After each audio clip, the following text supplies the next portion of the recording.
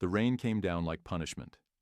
Thick, angry drops slammed against the sleek body of Chris Langford's black Mercedes, turning the road into a slick ribbon of danger.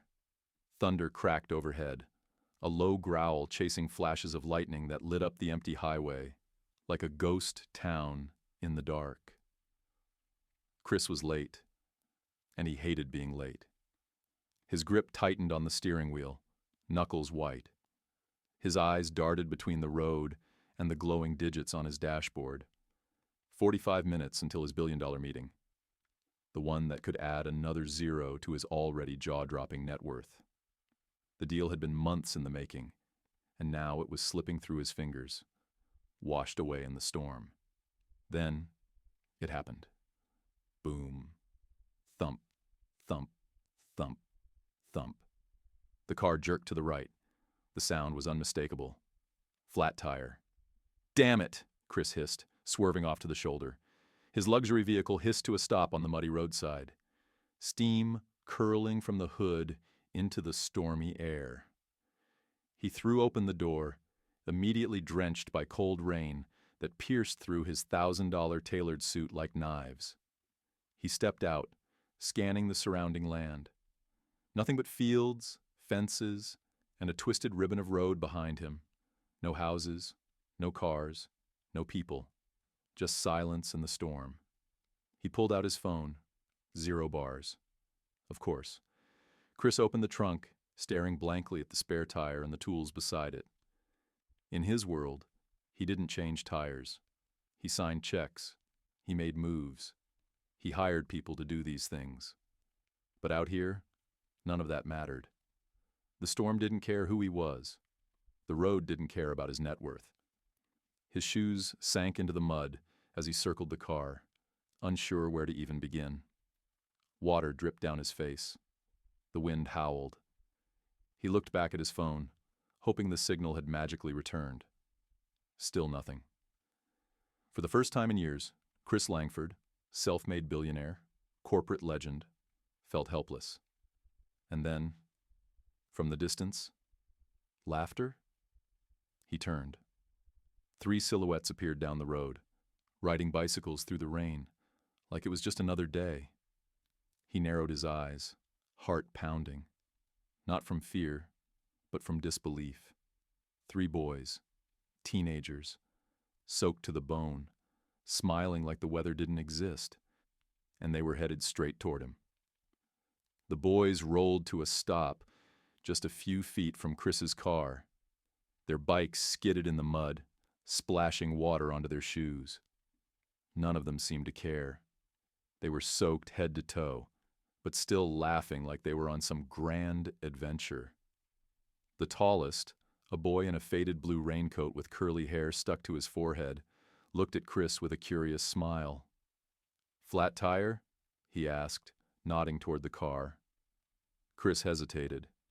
Something in him wanted to say no, to wave them off like he always did with people offering unsolicited help. But then he looked down at the flat tire again, then at the tools, then back at the boys. "Yeah," he finally muttered. I don't really know how to fix it." The boy grinned wider. "No worries. We've done it before. Mostly on bikes, but same idea." He turned to his friends. One of them, stocky with a red hoodie under his rain jacket, was already propping his bike against a nearby fence. The third boy, thinner and younger looking, had a tire pump strapped to his handlebars. They moved with a kind of unspoken rhythm, like they'd done this a dozen times before. "I'm Ethan," the first boy said. "That's Tony and Peter." Chris raised an eyebrow. "You sure about this? I mean, it's pouring." Peter shrugged, wiping water from his face. "We're already soaked. Might as well do something useful." They got to work fast. Ethan knelt beside the flat, digging out the jack from the trunk. Tony retrieved the wrench and guided Chris to loosen the lug nuts. Peter held the flashlight from his phone, while Ethan positioned the jack. Chris stood there, stunned. These boys didn't hesitate. They didn't ask questions, and they didn't ask for anything in return. Where are you guys even headed in this weather? Chris asked, his voice loud over the rain. Nowhere important, Ethan replied, grunting as he loosened a bolt. Just out riding. School's closed today. In less than 20 minutes, the spare tire was on, the tools were packed up, and the boys were wiping their hands on their soaked jackets. Chris stared at them in disbelief. You guys saved my day. He reached into his wallet and pulled out a crisp stack of bills. Here, take this. You've earned it. But Ethan held up a hand, smiling. No thanks, mister. We didn't do it for money. Chris stood there in the rain, his hand still holding out the money. Ethan just smiled politely and stepped back. We're good, sir. Really. Tony and Peter nodded beside him. You needed help, and we were there, Peter added. That's all. Chris slowly lowered his hand, baffled. In his world, nothing came without a price. People didn't do things unless there was something in it for them. A handshake came with an agenda. A favor meant a favor owed. That's how it worked in boardrooms, in business, in billion-dollar deals. But these boys? They just helped. No strings. No questions. Chris looked down at the muddy ground, his polished shoes now ruined. His suit was drenched, his schedule was wrecked, but something else inside him was stirring. Something he couldn't quite name. The boys hopped back on their bikes, waving. Good luck with your meeting, Ethan shouted as they pedaled away, their laughter trailing behind them like echoes in the storm. Chris got back in his car, dazed. The dashboard clock blinked. He still had time to make it. Barely. He gripped the wheel, stared through the rain-covered windshield, and pulled back onto the road. But his mind wasn't on the meeting anymore. As the miles ticked by and the city skyline came into view, his thoughts circled the same image. 3 boys, soaked to the bone, working together like a pit crew, smiling like the world hadn't crushed them yet. He arrived just in time. Valet took his car. An assistant handed him a towel. Inside, the boardroom was buzzing. People in suits, talking numbers, flipping charts. Chris sat down at the head of the table, adjusted his wet collar, and cleared his throat. But when he started to talk, his voice faltered. Twice. His team looked at him, puzzled. This wasn't the Chris they knew, the sharp-tongued negotiator, the man who could silence a room with a look. Chris pushed through, and the meeting rolled on. He closed the deal, signed the papers, made the billions, but something inside him felt empty. Later, alone in his corner office, he looked out over the rainy skyline. Money had always solved everything. Until now. The boys hadn't taken his money. They didn't want a thing. And somehow, that changed everything. It was 3 days later when the black SUV showed up. Tony was the first to notice. He was sitting on the front steps of Ethan's house, bouncing a half-deflated basketball off the pavement. The sound echoed through the quiet street, a familiar rhythm in their small town. Peter sat beside him, scrolling through his cracked phone screen. Inside, Ethan was grabbing sodas for everyone from the fridge. That's when the deep hum of the engine caught Tony's ear. A long, smooth vehicle turned the corner slowly. It wasn't the kind of car people in their neighborhood drove. Too new, too shiny, too out of place. The boys watched as the SUV stopped right in front of the house. The engine turned off. The driver's door opened. Out stepped a man in a dark suit and sunglasses. He looked like someone straight out of a movie. Clean cut, serious face, earpiece tucked into his collar. Definitely not from around here. Peter stood up slowly. Guys? Ethan came out holding 3 cans of root beer and froze. What the... The man walked around to the back of the SUV and opened the hatch. Inside were boxes, big ones, shiny wrapping paper, gift bags, and a large envelope with 3 names written in elegant handwriting: Ethan, Tony, and Peter. The man spoke. "Good afternoon, gentlemen. Mr. Langford asked me to personally deliver these." Chris. Ethan blinked. "Wait, the guy with the car?" The man nodded. "He said you helped him when he needed it. He hasn't forgotten." He carried the boxes to the porch. No fanfare, no cameras. Just a quiet act in the middle of a quiet street. The boys stared as he handed each of them a personalized package. Inside were things they never dreamed of owning. Brand new bikes, high-end sneakers, noise-canceling headphones, even a note handwritten by Chris himself. "What you did meant more to me than you know. Thank you for reminding me what real kindness looks like." The boys were stunned. No words, just wide eyes and awkward silence. Then Tony let out a low whistle.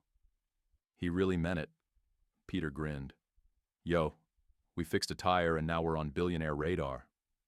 They laughed, but something deeper was sinking in. This wasn't just a gift. This was a message. They mattered. And Chris wasn't finished yet. The next morning the sky was clear, blue as glass, the storm long gone. Ethan was unlocking his bike from the fence when a familiar black car rolled quietly into town. This time, it wasn't the SUV.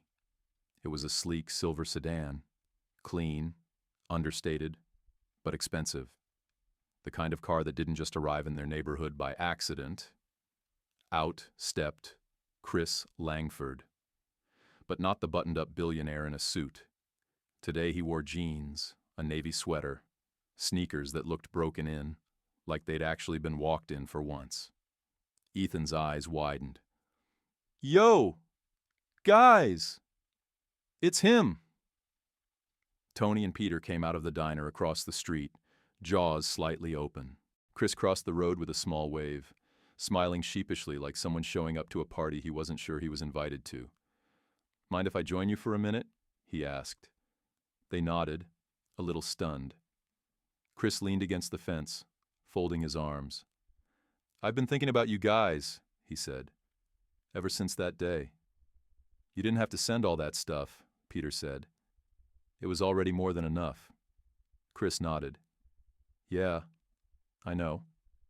But I realized something." The boys looked at him, waiting. "That moment. When you helped me. You didn't just fix my tire. You reminded me who I used to be. Before the boardrooms, before the private jets, before the billions." He paused, his gaze drifting toward the small park across the street, its rusted swing set creaking in the wind. "You showed me kindness without asking for anything.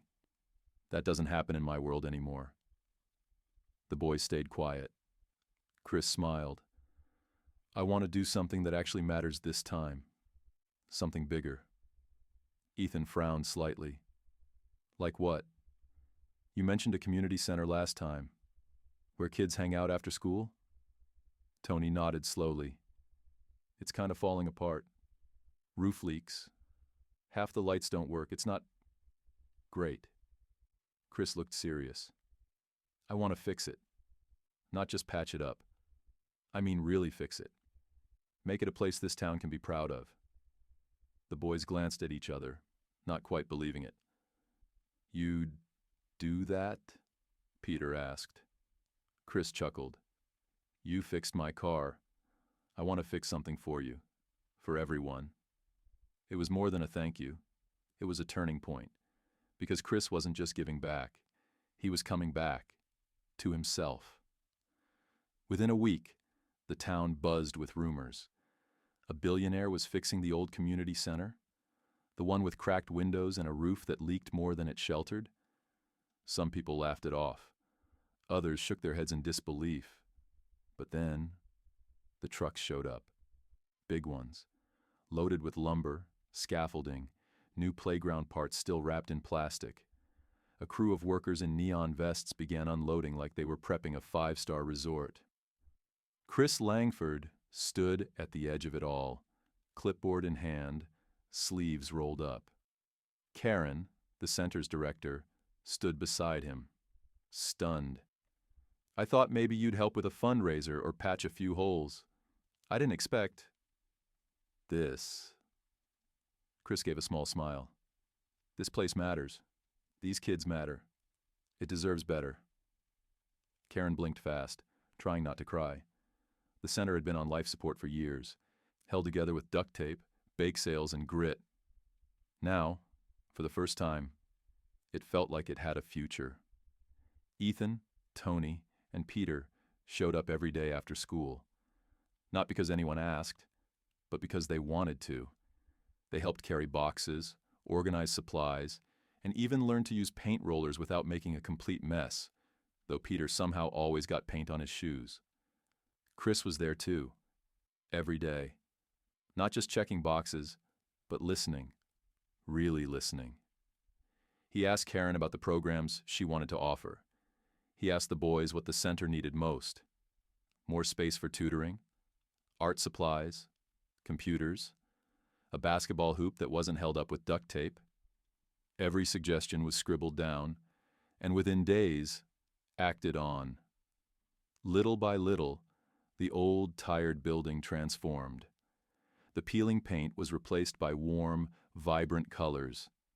The broken windows were swapped for clean glass that let the sunlight pour in. The rusty playground behind the building was removed and replaced with a brand new jungle gym, complete with slides, swings, and monkey bars.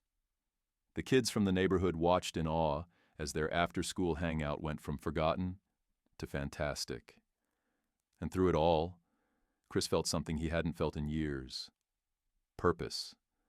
Not the kind that came with wire transfers and press releases, but the kind that came from giving, without asking for anything back.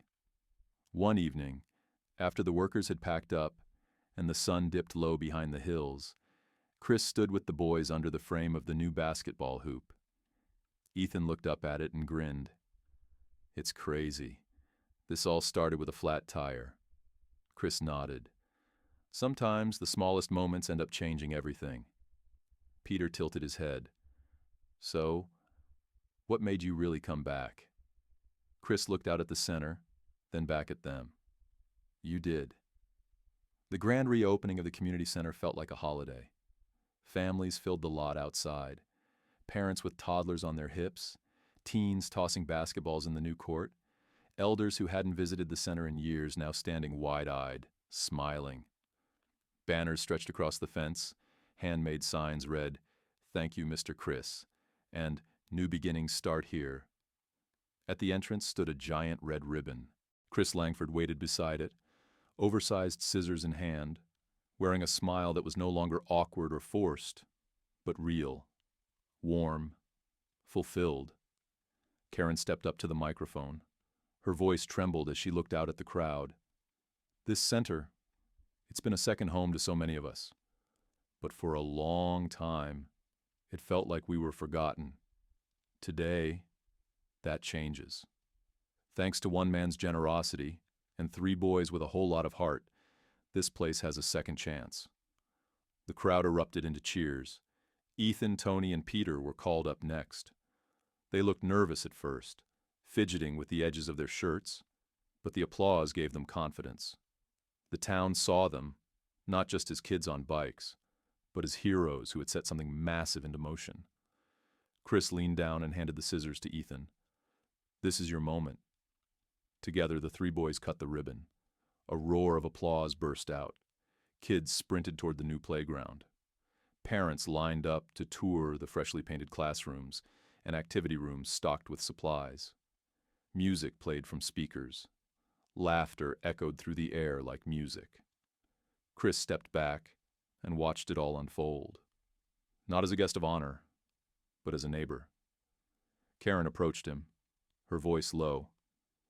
"You know, you didn't just fix a building. You fixed something in all of us." Hope Chris looked out at the boys as they raced toward the swings, their faces glowing with joy. "I think they fixed me first," he replied. Later that evening, as the sky turned shades of orange and gold, Chris found himself sitting on a bench beside the boys.